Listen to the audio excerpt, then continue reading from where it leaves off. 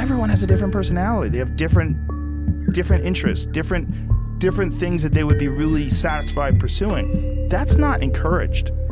What's encouraged is go find a job. What's encouraged is go find some place that you can shove yourself into. Go find a square hole that you can stick your round peg and just fucking jam it in there and shave down the top and the bottom so you slide in with all this extra space on the sides and feel like shit for the rest of your life because you need a job, because you're in debt, because you have credit cards, because you have student loans, because that's what everybody does. And so you do it too.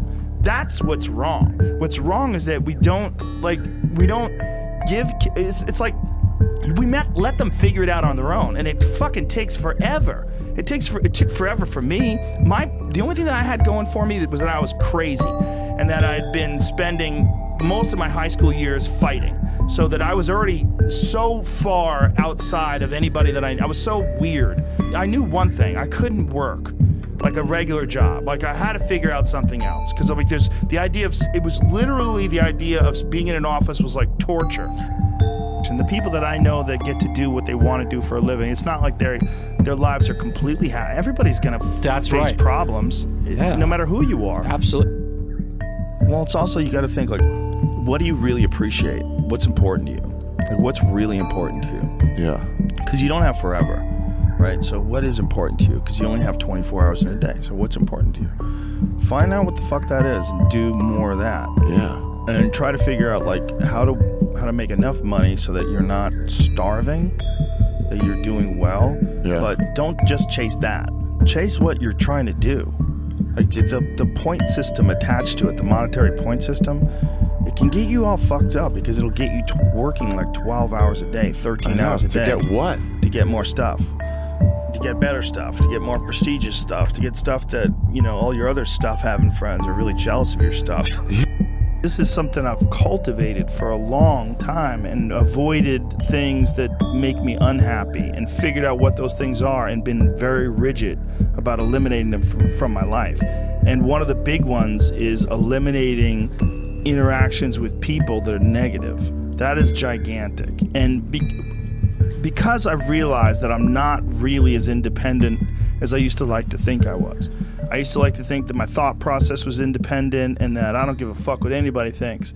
That's nonsense. People say that because they absolutely care what people think and it bothers them. So they say, I don't give a fuck. But that I don't give a fuck stuff is almost entirely nonsense. You do care.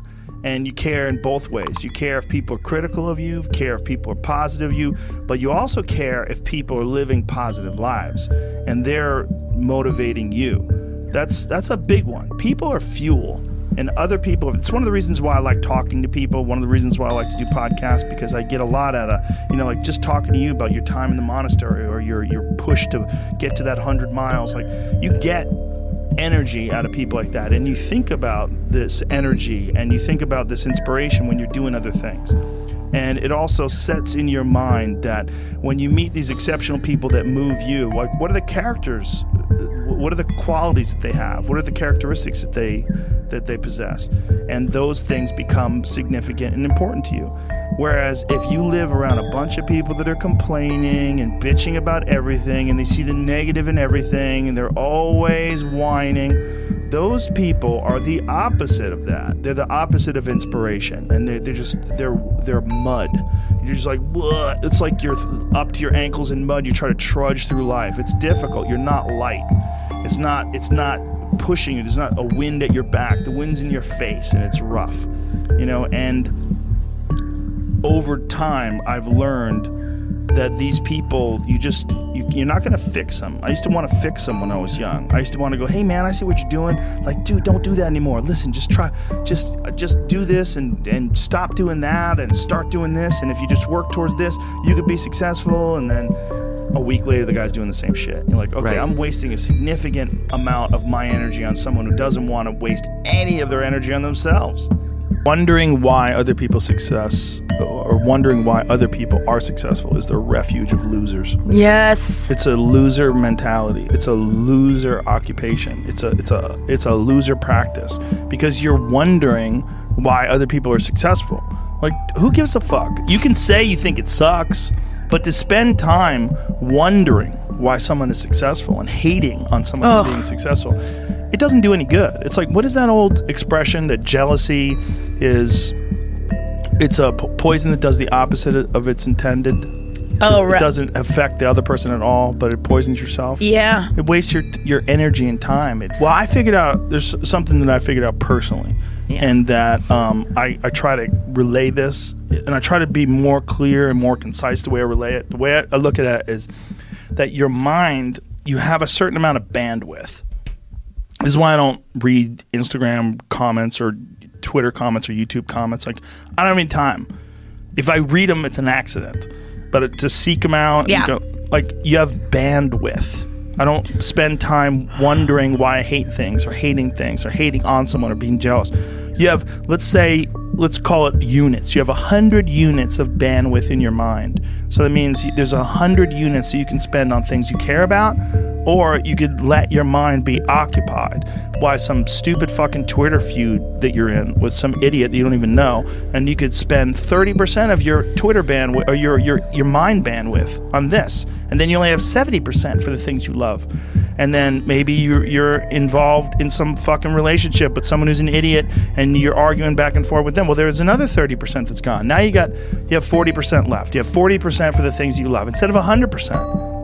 But if you only concentrate on the things you care about that mean something to you and learn how to do that, like you were talking about meditation, it's a form of meditation. Yep. Because you're learning how to avoid the little road bumps and the ditches on the side of the road. Like how you're saying when you stopped drinking, all of a sudden your career took off. You started doing well because you had more bandwidth. And you had less problems. This problem that you had that was rotting you away no longer existed. So now all of a sudden it frees up your time and you realize, oh my God, there's so many funny things that I could talk about. And I have so much energy and I'm so healthy. I could just go on stage and have fun, and then you're killing it. When I was like an amateur, I would see guys that were killing, and I'd be like, fuck him, like, why is he doing good? Like, that guy sucks, and this guy sucks, and, you know, how come he got this and he got that? And then I remember thinking, like, this is a gigantic waste of time, and I got into comedy because I'm a fan of comedy.